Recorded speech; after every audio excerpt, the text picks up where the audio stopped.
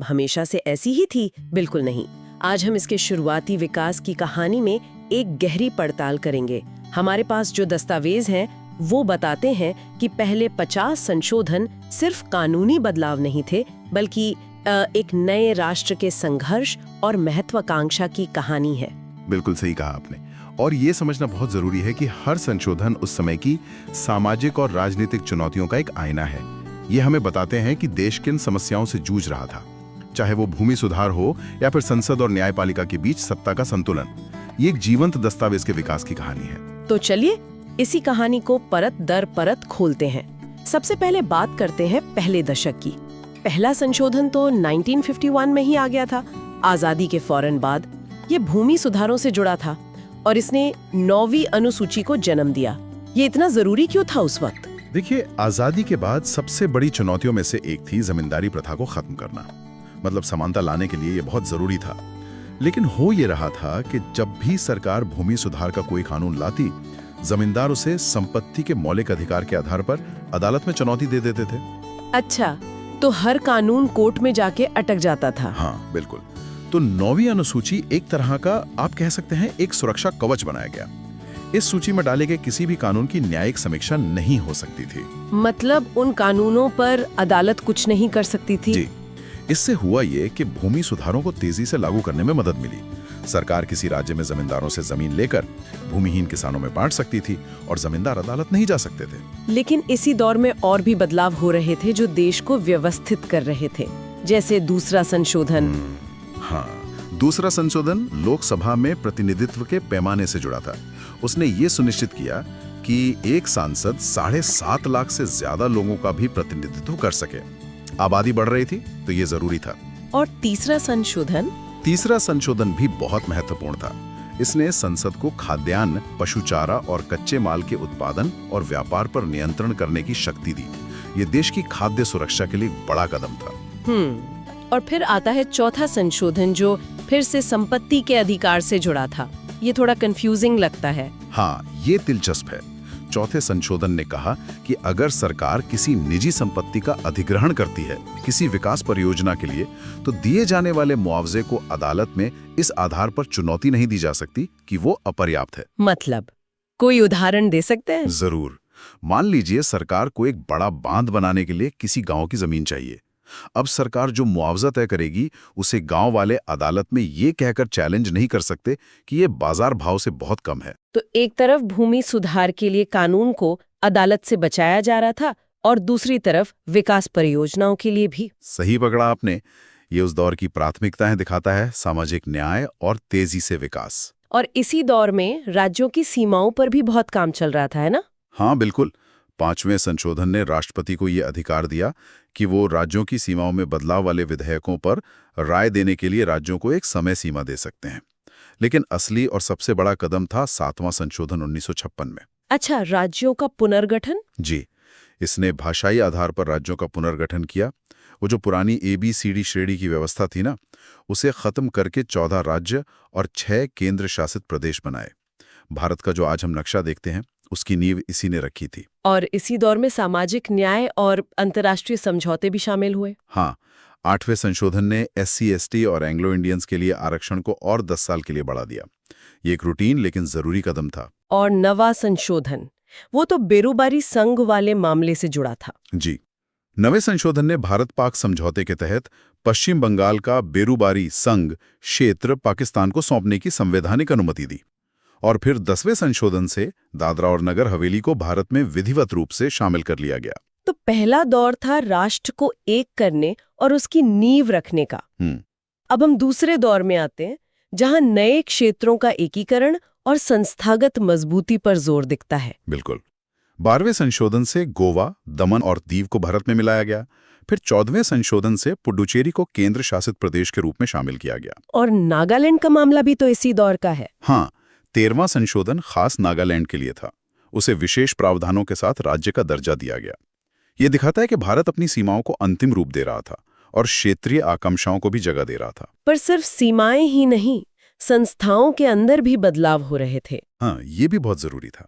जैसे 11वें संशोधन ने ये साफ कर दिया कि राष्ट्रपति या उपराष्ट्रपति का चुनाव सिर्फ इसलिए अमान्य नहीं हो सकता कि निर्वाचक मंडल में कुछ सीटें खाली थीं। ये एक तकनीकी लेकिन महत्वपूर्ण सुधार था। बहुत महत्वपूर्ण। इसी तरह 15वें संशोधन ने उच्च न्यायालय के न्यायाधीशों की सेवानिवृत्ति की आयु 60 से बढ़ाकर 62 वर्ष कर दी और 19वें ने चुनाव न्यायाधिकरणों को खत्म कर दिया। अच्छा, तो चुनाव में धांधली जैसे मामलों की सुनवाई कहाँ होती थी फिर? इस संशोधन के बाद ऐसी याचिकाएं सीधे राज्य के उच्च न्यायालय में जाने लगी। इससे पूरी प्रक्रिया ज्यादा सुव्यवस्थित हो गई। इसी बीच देश की संप्रभुता को लेकर भी कुछ सख्त कदम उठाए गए। यहाँ 16वें संशोधन की बात आती है। 16वां संशोधन बहुत महत्वपूर्ण है। ये उस समय की अलगाववादी मांगों की प्रतिक्रिया थी। इसने सरकार को भारत की संप्रभुता और अखंडता के हित में बोलने और एकत्र होने की स्वतंत्रता पर और प्रतिबंध लगाने की शक्ति दी। मतलब अब राष्ट्र की एकता को मौलिक अधिकारों से भी ऊपर रखा जा रहा था। एक तरह से, हाँ। और इसी दौर में भाषाई विविधता को भी सम्मान मिला। 21वें संशोधन द्वारा सिंधी भाषा को 8वीं अनुसूची में शामिल किया गया। और 22वां संशोधन वो असम के भीतर मेघालय नामक एक स्वायत्त राज्य के गठन के लिए था। ये फिर से दिखाता है कि केंद्र क्षेत्रीय पहचान को मान्यता दे रहा था। और अब हम आते हैं उस दौर में जो शायद भारतीय राजनीति का सबसे तूफानी दौर था, 1970 का दशक। यहाँ से संसद और न्यायपालिका के बीच टकराव साफ दिखने लगता है। हाँ, और इस टकराव की शुरुआत हुई गोलकनाथ केस के एक फैसले से, जिसके बाद सरकार को लगा कि न्यायपालिका उनके रास्ते में आ रही है। और सरकार का जवाब था 24वां संशोधन। एक बहुत ही जबरदस्त जवाब। 24वें संशोधन ने 1971 में गोलकनाथ केस के फैसले को पलटते हुए कहा कि संसद के पास मौलिक अधिकारों सहित संविधान के किसी भी हिस्से में संशोधन करने की असीमित शक्ति है। एक मिनट, असीमित शक्ति मतलब संसद चाहे तो हमारे बोलने का अधिकार भी छीन सकती थी? सैद्धांतिक रूप से हाँ। इस संशोधन ने संसद को यही शक्ति दी थी और वो यही नहीं रुके। 25वां संशोधन एक कदम और आगे गया। उसने क्या किया? उसने कहा कि अगर कोई कानून नीति निर्देशक तत्वों को लागू करने के लिए बनाया गया है तो उसे मौलिक अधिकारों के उल्लंघन के आधार पर अदालत में चुनौती नहीं दी जा सकती। इसका कोई आसान सा उदाहरण? जैसे बैंकों का राष्ट्रीयकरण। सरकार का तर्क था कि वो धन के संकेंद्रण को रोक रही है, जो एक नीति निर्देशक तत्व है। इस संशोधन के बाद बैंक मालिक ये कहकर अदालत नहीं जा सकते थे कि उनके संपत्ति के मौलिक अधिकार का हनन हुआ है। और इसी कड़ी में प्रिवी पर्स को भी खत्म किया गया। जी, 26वें संशोधन ने पूर्व रियासतों के शासकों को मिलने वाली पेंशन और विशेषाधिकार समाप्त कर दिए। ये समानता की दिशा में एक बड़ा कदम माना गया। और 31वें संशोधन ने लोकसभा की सीटें बढ़ाईं। हाँ, बढ़ती आबादी को देखते हुए लोकसभा की सीटें 525 से बढ़ाकर 545 कर दी गई। लेकिन फिर आपातकाल के आसपास के संशोधन वो सत्ता के भारी केंद्रीकरण का संकेत देते हैं। बिल्कुल। 33वें संशोधन ने सांसदों या विधायकों के इस्तीफे को स्पीकर या अध्यक्ष की संतुष्टि के अधीन कर दिया, ताकि दबाव में इस्तीफे न हों। ये तो ठीक लगता है। हाँ, लेकिन इसके बाद जो हुआ वो चिंताजनक था। 38वें संशोधन ने राष्ट्रपति द्वारा आपातकाल की घोषणा को न्यायिक समीक्षा से ही बाहर कर दिया।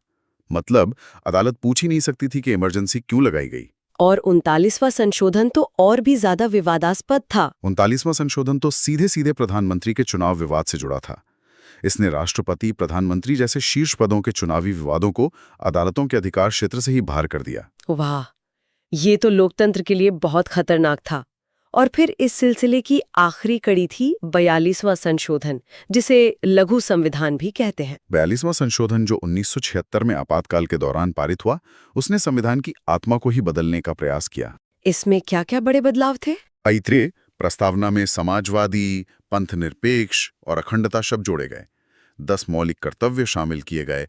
लोकसभा का कार्यकाल 5 से 6 साल कर दिया गया। लेकिन सबसे बड़ा असर किस पर पड़ा? सबसे बड़ा असर न्यायपालिका की शक्तियों पर पड़ा। इसने न्यायिक समीक्षा की शक्ति को बहुत कम कर दिया और कार्यपालिका को अत्यधिक शक्तिशाली बना दिया। तो आपातकाल के बाद जाहिर है एक कोर्स करेक्शन या सुधार की कोशिश हुई होगी। हाँ, बिल्कुल। और वो कोशिश हमें 43वें और खासकर 44वें संशोधन में दिखती है। जनता पार्टी की सरकार ने आते ही इन बदलावों को पलटना शुरू किया। तो 43वें ने क्या किया? 43वें ने न्यायपालिका की कुछ शक्तियां बहाल की, जिन्हें 42वें संशोधन ने छीन लिया था। लेकिन असली और सबसे बड़े बदलाव 44वें संशोधन में हुए। 44वां संशोधन इतना महत्वपूर्ण क्यों माना जाता है? उसने 2 ऐतिहासिक काम किए। पहला, संपत्ति के अधिकार को मौलिक अधिकारों की सूची से हटाकर सिर्फ एक कानूनी अधिकार बना दिया। दशकों से चला आ रहा ये विवाद खत्म हो गया। और दूसरा? दूसरा, और भी जरूरी था, उसने आपातकाल लगाने के लिए आंतरिक अशांति जैसे अस्पष्ट शब्द को हटाकर सशस्त्र विद्रोह शब्द से बदल दिया। अच्छा, इसका क्या मतलब हुआ? इसका मतलब ये हुआ कि अब सरकार सिर्फ किसी बड़े हिंसक विद्रोह की स्थिति में ही राष्ट्रीय आपातकाल लगा सकती है, न कि किसी भी आंतरिक विरोध प्रदर्शन के आधार पर। इसने भविष्य में इमरजेंसी के दुरुपयोग का रास्ता बहुत मुश्किल बना दिया। तो 44वें संशोधन ने लोकतंत्र के संतुलन को फिर से स्थापित करने की कोशिश की। बिल्कुल। इसके बाद के संशोधनों का फोकस थोड़ा बदलता है। 45वां संशोधन फिर से SC/ST आरक्षण को 10 साल बढ़ाने के लिए था, लेकिन अब ध्यान क्षेत्रीय मुद्दों पर भी गया। जैसे 48वें संशोधन ने पंजाब में आतंकवाद के कारण राष्ट्रपति शासन की अवधि बढ़ाने का एक विशेष प्रावधान किया, और 49वें ने त्रिपुरा के जनजातीय स्वायत्त जिला परिषद को संवैधानिक मान्यता दी। और हमारी चर्चा का आखिरी पड़ाव 50वां संशोधन, ये किससे जुड़ा था? 50वां संशोधन सुरक्षा बलों से जुड़ा है। इसने संसद को ये शक्ति दी कि वो खुफिया संगठनों या सुरक्षा बलों में काम करने वाले कर्मियों के मौलिक अधिकारों को सीमित कर सकती है। किस लिए? राष्ट्रीय सुरक्षा और अनुशासन सुनिश्चित करने के लिए। उदाहरण के लिए, एक खुफिया एजेंसी में काम करने वाला अधिकारी अभिव्यक्ति की स्वतंत्रता का हवाला देकर संगठन की गोपनीय जानकारी सार्वजनिक नहीं कर सकता। तो इन पहले 50 संशोधनों की इस यात्रा को देखने पर यह साफ है कि हमारा संविधान कोई पत्थर की लकीर नहीं है। ये एक विकास की कहानी है, जिसमें भूमि सुधार से लेकर राजनीतिक उथल-पुथल और फिर व्यवस्था को संतुलित करने की कोशिश तक सब कुछ शामिल है। हाँ, और अगर हम इसे बड़ी तस्वीर से जोड़कर देखें तो ये संशोधन लोकतंत्र के 3 स्तंभों विधायिका, कार्यपालिका और न्यायपालिका के बीच निरंतर संवाद और कभी-कभी टकराव को भी दर्शाते हैं। यह एक बहुत महत्वपूर्ण सवाल खड़ा करता है जिस पर हमारे श्रोताओं को विचार करना चाहिए। इन शुरुआती दशकों में किस स्तंभ ने आज के भारत को आकार देने में सबसे बड़ी भूमिका निभाई? 1980 के दशक के मध्य से, जब देश में कई बड़े बदलाव हो रहे थे। बिल्कुल। शुरुआत करते हैं 51वें संविधान से 1984 का। जी। इसमें मेघालय, अरुणाचल प्रदेश, नागालैंड और मिजोरम में जो अनुसूचित जनजातियां हैं, उनके लिए लोकसभा और विधानसभा सीटों के आरक्षण का प्रावधान किया गया। देखिए, इसका महत्व ये सुनिश्चित करना था कि इन राज्यों की जो जनजातीय आबादी है, जो वहाँ की मूल आबादी है, उसे राजनीतिक प्रतिनिधित्व मिले। मतलब उनकी आवाज संसद तक पहुंचे। बिल्कुल। जैसे एक उदाहरण लेते हैं अरुणाचल प्रदेश का। जी। वहाँ की विधानसभा में ज्यादातर सीटें वहाँ के मूल जनजातियों के लिए आरक्षित हैं। इससे क्या होता है? इससे उनकी आवाज और उनके हितों की रक्षा होती है। अच्छा, इसके बाद तो संशोधनों की एक लाइन सी लग गई थी। 53rd, 55th और 56th, ये सब सीधे तौर पर नए राज्यों के गठन से जुड़े हैं। मिजोरम, अरुणाचल प्रदेश और गोवा। जी, और ये भारत के संघवाद का, जिसे हम फेडरलिज्म कहते हैं, उसका एक बहुत महत्वपूर्ण पहलू दिखाता है। वो कैसे? जैसे 56वें संशोधन को ही देखिए। उसने गोवा को एक पूर्ण राज्य बनाया और दमन एवं दीव को एक अलग केंद्र शासित प्रदेश। ये सिर्फ एक प्रशासनिक बंटवारा नहीं था। नहीं, ये उस क्षेत्र की जो एक विशिष्ट भाषाई और सांस्कृतिक पहचान थी, कोंकणी भाषा, उनका रहन सहन, उसको एक संवैधानिक मान्यता देना था। समझ गया। और इसी क्रम में 57वां संशोधन भी था 1987 का। वो भी पूर्वोत्तर के राज्यों में जनजातियों के लिए सीटों के आरक्षण को फिर से समायोजित करता है। हाँ, कह सकते हैं कि ये 51वें संशोधन का ही एक विस्तार था। मतलब ये सुनिश्चित किया जा रहा था कि नए राज्यों के गठन के साथ साथ प्रतिनिधित्व का जो ढांचा है वो भी एकदम साफ हो। तो ये तो हुई क्षेत्रीय आकांक्षाओं की बात। अब आते हैं एक बहुत ही चर्चित संशोधन पर, 52वां संशोधन 1985 का। दल बदल विरोधी कानून, एंटी डिफेक्शन लॉ। हाँ, जिसे हम दल बदल विरोधी कानून के नाम से जानते हैं। इसने संविधान में 10वीं अनुसूची जोड़ी। इसकी जरूरत क्यों पड़ी? ये उस दौर की जो राजनीतिक अस्थिरता थी, उसका सीधा नतीजा था। होता यह था कि चुने हुए प्रतिनिधि, विधायक या सांसद अक्सर पार्टियां बदल लेते थे। अच्छा, वो आयाराम गयाराम वाली राजनीति? बिल्कुल वही। इसका उद्देश्य उसी राजनीति को रोकना था। जैसे मान लीजिए किसी पार्टी के कुछ विधायक चुनाव जीतने के बाद पैसे या मंत्री पद के लालच में दूसरी पार्टी में शामिल हो जाते हैं। हाँ, तो इस कानून के तहत उनकी सदस्यता रद्द की जा सकती है, मतलब सदन से उनकी सीट ही चली जाएगी। और फिर आया एक ऐसा बदलाव जिसने भारत के युवाओं को मतलब सीधे तौर पर एक बहुत बड़ी शक्ति दी। 61वां संशोधन 1989। हाँ, मतदान की आयु 21 से घटाकर 18 वर्ष कर दी गई। ये एक क्रांतिकारी कदम था। आप सोचिए, एक फैसले ने देश के करोड़ों युवाओं को चुनावी प्रक्रिया में भागीदार बना दिया। इसका असर क्या हुआ, मतलब जमीन पर? इसका एक सीधा उदाहरण 1989 के आम चुनाव थे। पहली बार 18 से 21 साल के युवाओं ने वोट डाला, जिससे चुनावी समीकरणों पर बहुत गहरा असर पड़ा। पार्टियों को अपनी नीतियां बदलनी पड़ी। और मुझे लगता है 91वां संशोधन जो 2003 में आया, वो भी इसी दिशा में एक और बड़ा कदम था। उसने मंत्री परिषद के आकार को सीमित कर दिया। बिल्कुल, लोकसभा या विधानसभा की कुल संख्या का 15%। हाँ, ये संशोधन भी दल बदल को हतोत्साहित करने और राजनीतिक भ्रष्टाचार को कम करने के लिए ही था। पहले क्या होता था? गठबंधन सरकारें। हाँ, गठबंधन सरकारों में सहयोगियों को खुश करने के लिए बहुत बड़े बड़े मंत्रिमंडल, जंबो कैबिनेट बना दिए जाते थे। अब ये नियम है कि अगर किसी राज्य में 200 विधायक हैं तो मुख्यमंत्री समेत 30 से ज्यादा मंत्री नहीं हो सकते। तो ये एक तरह से लगाम लगाने की कोशिश थी। जी बिल्कुल। अच्छा, इस दौर में एक और बहुत संवेदनशील मुद्दा था पंजाब का। पंजाब संकट को लेकर भी कई संशोधन हुए।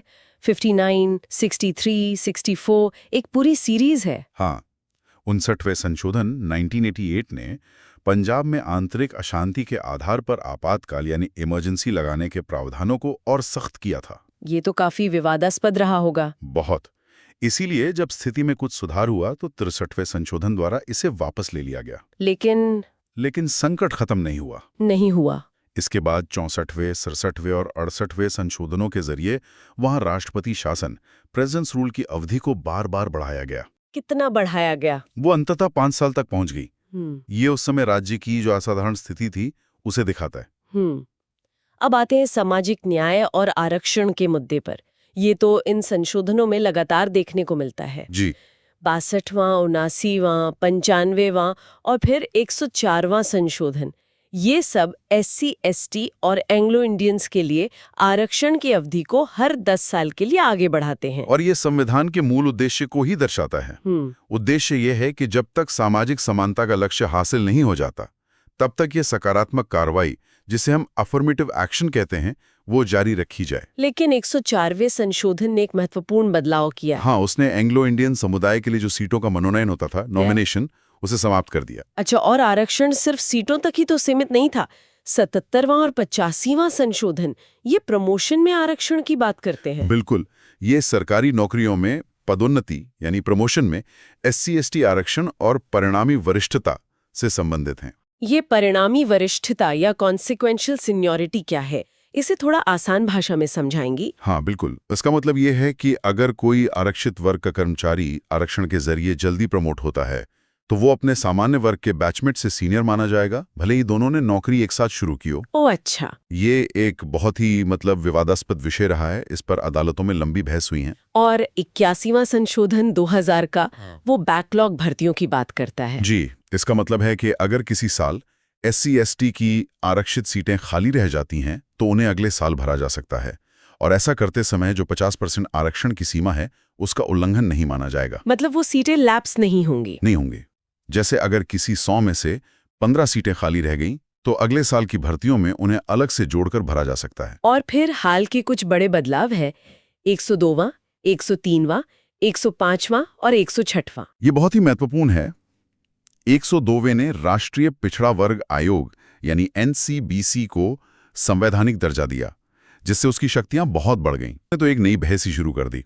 इसने पहली बार आर्थिक आधार पर सामान्य वर्ग के गरीबों के लिए 10% EWS आरक्षण की शुरुआत की। और 105वें ने राज्यों को अपनी OBC सूची बनाने का अधिकार वापस दिया, जो एक सुप्रीम कोर्ट के फैसले के बाद थोड़ा स्पष्ट नहीं था। और सबसे हालिया 106वां संशोधन, हाँ, नारी शक्ति वंदन अधिनियम। जी, ये लोकसभा और विधानसभाओं में महिलाओं के लिए 33% आरक्षण का प्रावधान करता है। ये अगर सही से लागू हो गया तो भारतीय राजनीति में एक ऐतिहासिक बदलाव ला सकता है। बिल्कुल।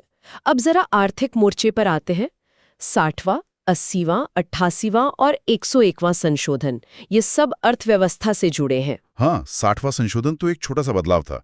उसने व्यावसायिक कर, जैसे प्रोफेशनल टैक्स कहते हैं, उसकी सीमा 250 रुपए से बढ़ाकर 2500 रुपए कर दी। और 80वां? 80वां संशोधन केंद्र और राज्यों के बीच करों के बंटवारे की एक नई व्यवस्था लेकर आया।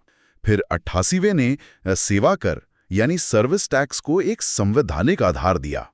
लेकिन इन सब में सबसे बड़ा तो 101वां ही था, जीएसटी। हाँ, हाउ अ शक, गुड्स एंड सर्विसेज टैक्स। ये तो सबसे बड़ा आर्थिक सुधार है। इसने एक राष्ट्र एक कर की अवधारणा को साकार किया। इसका मतलब जो पहले इतने सारे टैक्स लगते थे, वैट, एक्साइज, वो सब एक में मिल गए। इससे व्यापार करना आसान हुआ और टैक्स व्यवस्था पारदर्शी हुई। अच्छा, अब न्यायपालिका से जुड़े संशोधनों पर भी एक नजर डालते हैं। 54वां संशोधन जजों के वेतन से जुड़ा था। हाँ, उसने सुप्रीम कोर्ट और हाई कोर्ट के जजों के वेतन में वृद्धि की थी। लेकिन 99वां संशोधन 2014 का, जो राष्ट्रीय न्यायिक नियुक्ति आयोग NJAC से जुड़ा था, वो तो काफी विवादास्पद रहा। जी, NJAC का उद्देश्य जजों की नियुक्ति की जो कोलेजियम प्रणाली है उसे बदलना था। लेकिन सुप्रीम कोर्ट ने उसे असंवैधानिक घोषित कर दिया। हाँ, कोर्ट का मानना था कि ये न्यायपालिका की स्वतंत्रता का हनन है। ये कार्यपालिका और न्यायपालिका के बीच शक्तियों के संतुलन का एक क्लासिक उदाहरण है कि कौन ज्यादा शक्तिशाली है। अब भाषाओं की बात करते हैं। संविधान ने भारत की भाषाई विविधता को भी समय समय पर मान्यता दी है। बिल्कुल, 58वां संशोधन कहता है कि संविधान